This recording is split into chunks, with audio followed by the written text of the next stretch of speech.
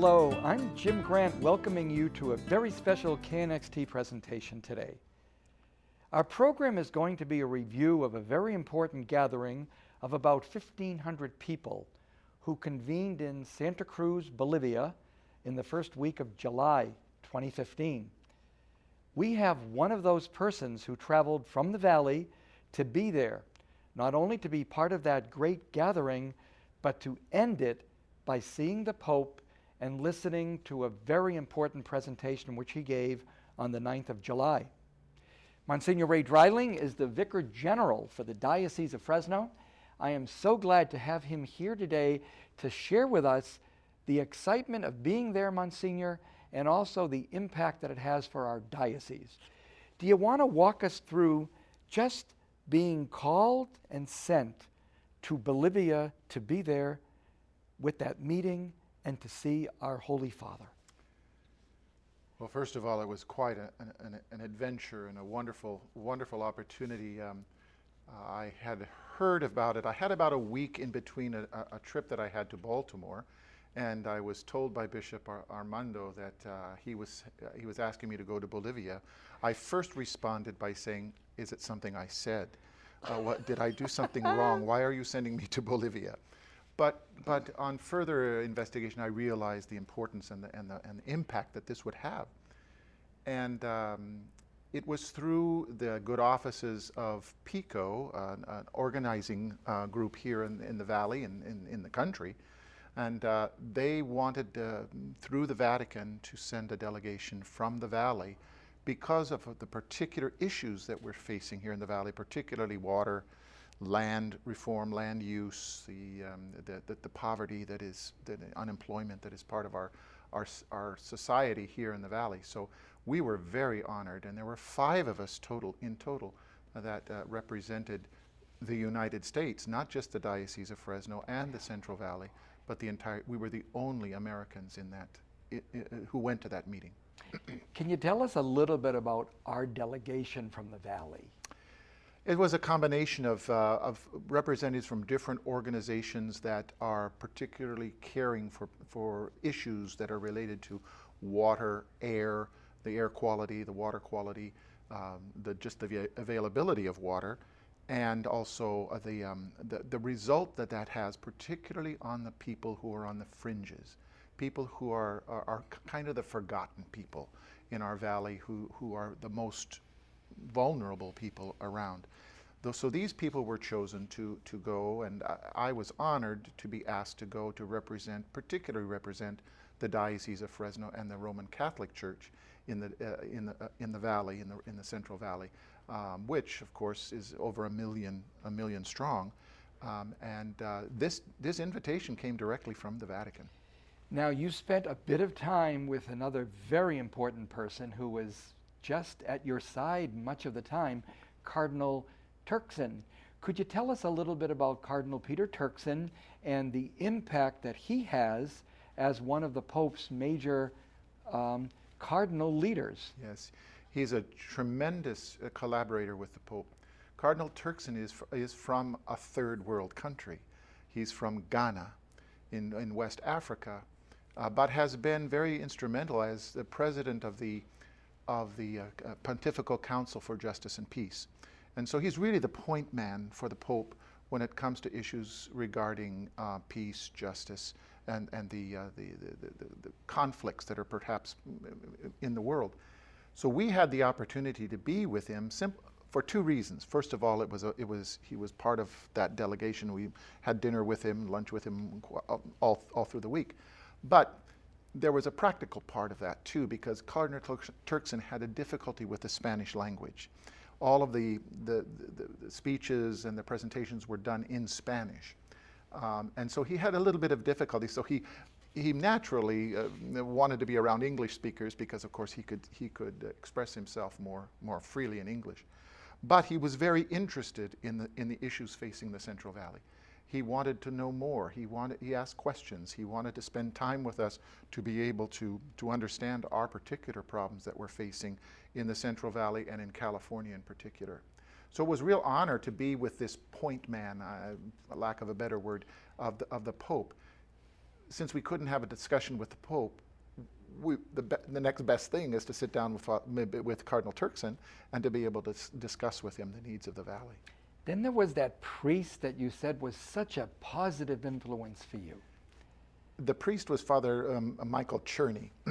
Father Michael Cherney is a Canadian, and he is Cardinal Turkson's secretary, his personal secretary, and secretary of the Office of Justice and Peace at the Vatican. And again, we had a significant amount of time to talk with him. At first, he was wondering. You know, he was the one who made the invitation, but he was wondering too. I'm not so sure what this delegation from California is, what their agenda is. When he realized that we had significant problems here in the Central Valley, dealing with water and air quality, he spent much more time with us to find out, you know, where those issues are coming from, what our plans were in helping to solve those issues. And I wouldn't be surprised if in the future he might reflect on that and come back to us with more questions. Now, besides the high point of seeing the Pope on the 9th of July and being right there, front row seats, what was the most important, significant experience for you up to that point, Monsignor, with your group? There were so many. Just being in the same room with 1,500 delegates from all over, primarily Latin America, but really from all over the world, was in itself a powerful experience.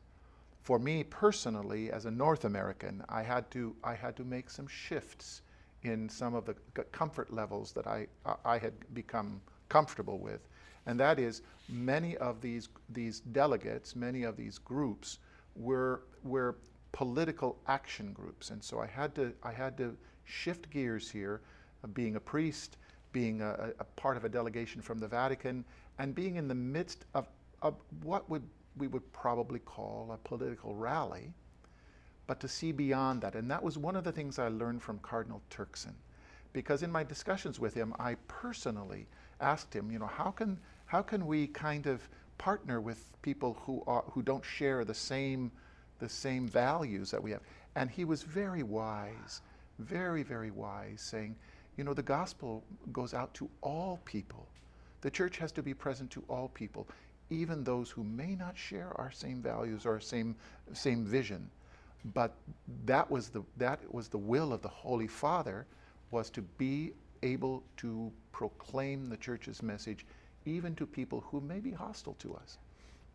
You know, we're going to take our break right now, but when we do come back, we're going to see Monsignor and some of the other members of this wonderful delegation right there in Bolivia. And we're going to have Monsignor share with us his reaction to the Pope, and we're going to see on that clip that opens the second half of our program, His Holiness sharing the heart of what was his mini encyclical that he delivered right there in Bolivia on the 9th of July. Stay tuned. KNXT thanks all its loyal viewers and respected businesses who have supported your Catholic television station. Now you can support KNXT with program underwriting by having your name, your company's name, or organization associated with your favorite program. Detailed information about you or your company will appear before and after each program or day part you select. Keep the quality and spiritual message alive and make a difference. Call 559-488-7440 today or go online at knxt.tv to find out more about program underwriting on KNXT.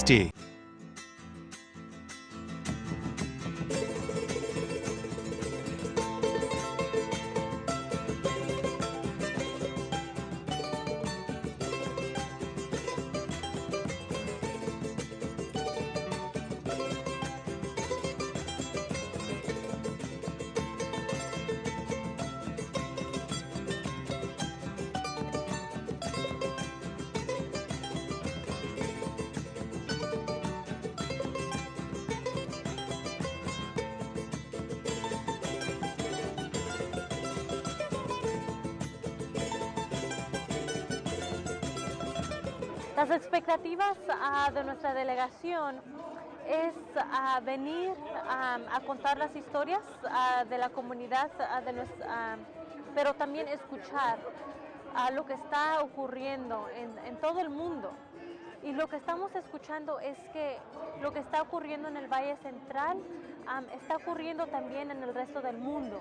Para nosotros de PICO y que para mí personalmente es de aprender y de acompañar a los movimientos de las comunidades aquí en Sudamérica sobre todo. Apoyar y acompañar el Papa Francisco en su deseo de desarrollar el liderazgo de los movimientos populares.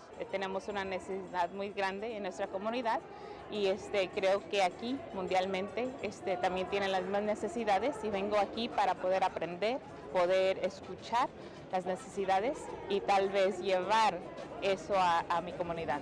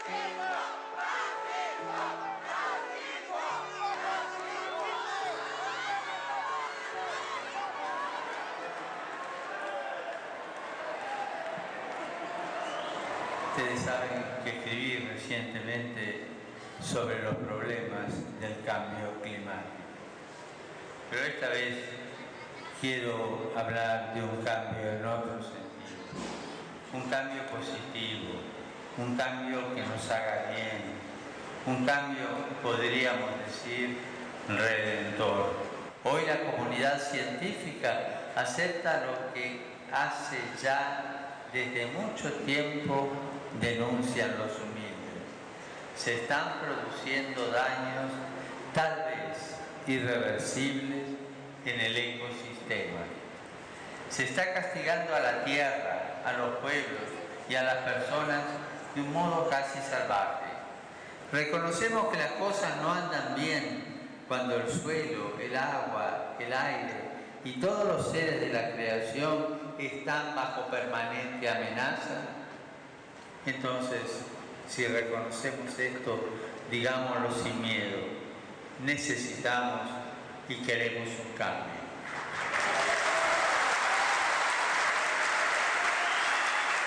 Este sistema ya no se aguanta. No lo aguantan los campesinos, no lo aguantan los trabajadores, no lo aguantan las comunidades, no lo aguantan los pueblos y tampoco lo aguanta la tierra, la hermana madre tierra, como decía San Francisco.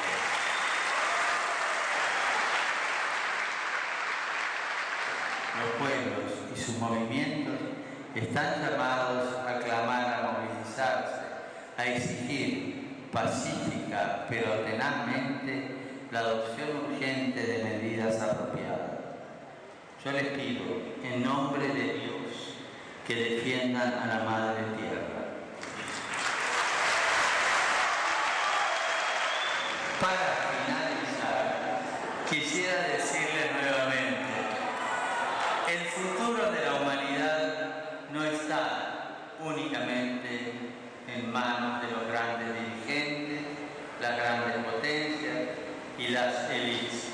Está fundamentalmente en manos de los pueblos, en su capacidad de organizarse y también en sus manos que regan con humildad y convicción este proceso de cambio. Los acompaño. Y cada uno, repitámonos desde el corazón, ninguna familia sin vivienda, ningún campesino sin tierra, ningún trabajador sin derecho, ningún pueblo sin soberanía, ninguna persona sin dignidad, ningún niño sin infancia.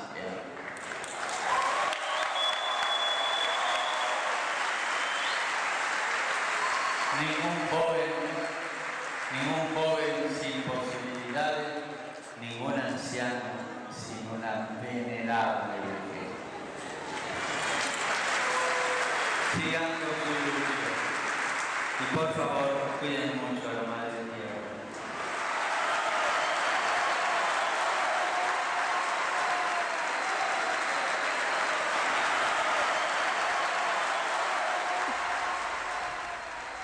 Monsignor, our viewers have just seen a glimpse of our Holy Father and his power, his efficacy, his ability to reach people.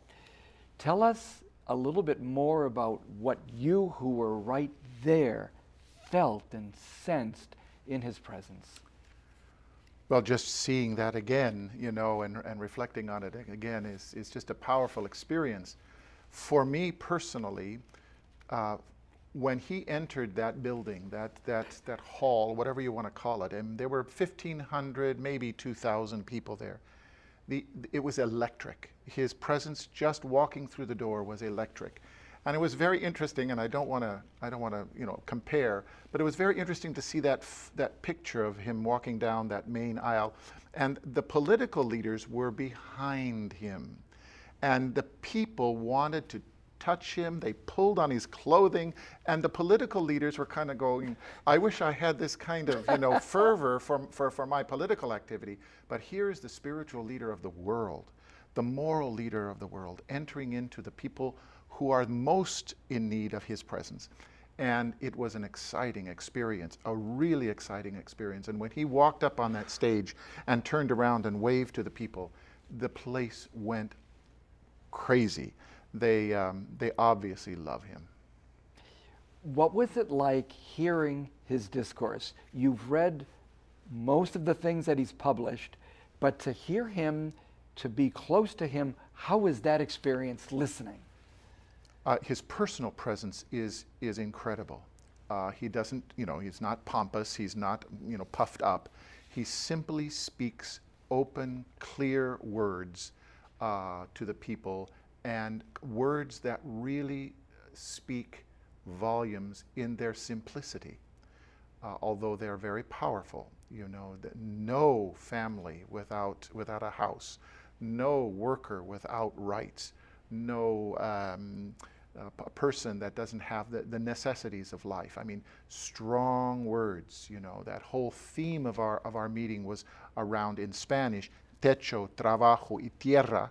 The housing, the land, and the work of people, the dignity of work, the ability of that dignified labor, it's just a powerful experience from his own experience before he became Pope.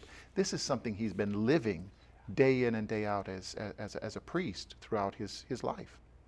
Is there any part, we have the text here, of what you told me is considered, because of the importance that it has as church teaching, is there any part of this that you did want to just remind us of some of the message of His Holiness on the document? The document itself has been considered in the words of the Vatican as a mini encyclical, which means it's a teaching document. It's not simply a nice speech, it's a teaching document. But one of the things that struck me about it is the fact that the Holy Father is saying we want and we need change. Yeah. Change is essential. The systems that we've been working with for centuries now no longer speak to the vast majority of the people of the world. But he adds, and always adds, it must be peaceful. Yeah. It must be without destruction. It must be with the hope and the joy that comes from the gospel. And that's one of the things that I take away from this, is that the Holy Father is speaking to us. He's not saying politics or economics or whatever runs and drives our world. They're not in themselves bad. It's when they become the end-all and be-all of everything. And the people then suffer because of systems and organizations that are used to keep the people down. But he always says, change must come, but it must be organized and it must be peaceful. It cannot be destructive. What I also found very inspiring, and you'll be able to tell us more about it, when he insisted that it isn't going to be the elite, it isn't going to be the few billionaires who are going to turn the tide. It's all of us together, because there's not a single person who isn't able to stand up and move forward. I found that very inspiring to think that it's also our task. And that's what the people in that hall, when the Pope spoke on the 9th of July, that's what they heard. He said very clearly, it's not going to be the elite. It's not going to be people in power who are only the ones called for this. But each and every person, each and every one of us must do our part in making that change happen. And those people heard it loud and clear. It wasn't a political statement. It was a hopeful statement of saying, through our work and our faith and our living the gospel, things can change. People can be served. Lives will be better. One event that we had in the diocese on the 22nd of July was an effort to bring together people at St. Anthony Mary Claret to kind of bring Bolivia to the valley, and even water that you had brought there came back with the Pope's blessing. Can you walk us through the most important part of what was the goal of that evening? That evening was primarily to be kind of a report back from our experience in Bolivia, in conjunction with other groups and other organizations that have a stake in the life and the future of the valley, and to be able to kind of unpack, you might say, what happened in Bolivia in ways that can be specific to the valley and to our region. The water that was blessed by the Holy Father was mixed with water that people brought with them. And there wasn't a re-blessing, because the water was already blessed, but it was a mingling of the water. And the symbolism there at that meeting at St.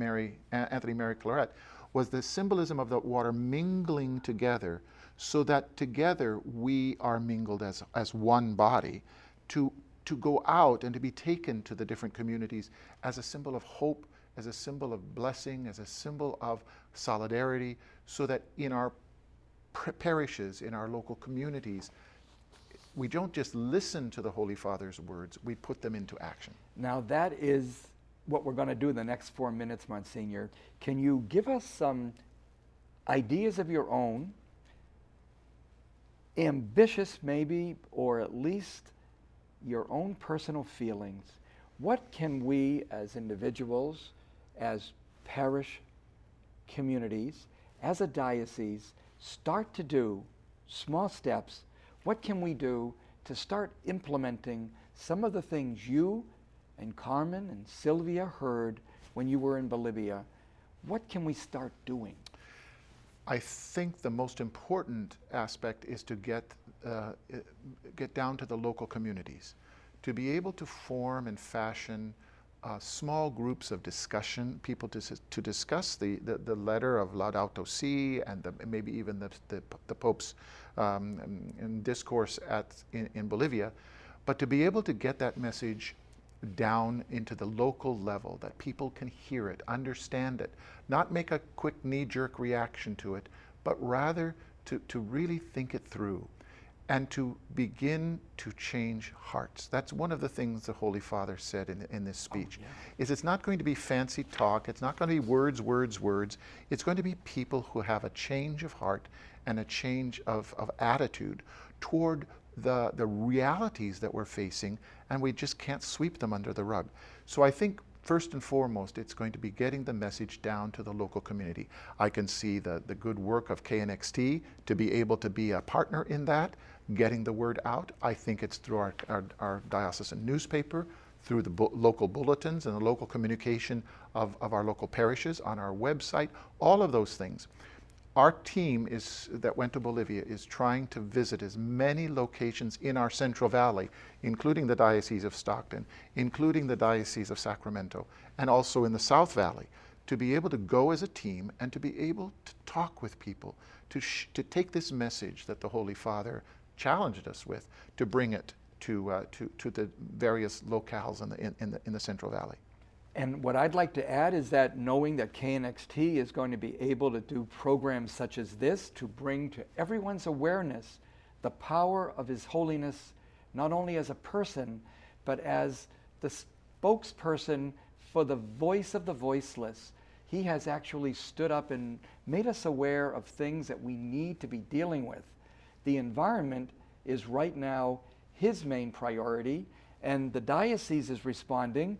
I want you to know that we will be working on implementing Laudato Si, the document on our care for our common home. And in my part-time assignment as Director of Social Justice, I want to thank Monsignor for the energy that the diocese is giving towards social justice. And that's important. And it's not, I think it's very important that our audiences hear that this is not just a movement. This is gospel. This is the proclamation of the gospel. And it's part of our life as Catholics. I want to really thank Monsignor, who has been able to share with us not only his personal feelings about this experience of being chosen to go to Bolivia. I want to give you a little heads up that there are other things that we will be doing in the diocese because of Catholic Relief Service, because of the papal visit to the East Coast next month. There are so many exciting things that are on the diocesan plate, and we are willing and wanting to share them with you. We hope you will find in your parishes ways to make yourselves aware through the bulletins and through the websites of what it is that the diocese is trying to make available to you. If you don't see anything there, do call us at the diocese, call us at the TV station, so we can be making you more aware of events that are being scheduled, that trainings that are being offered, and enrichments that are being prepared.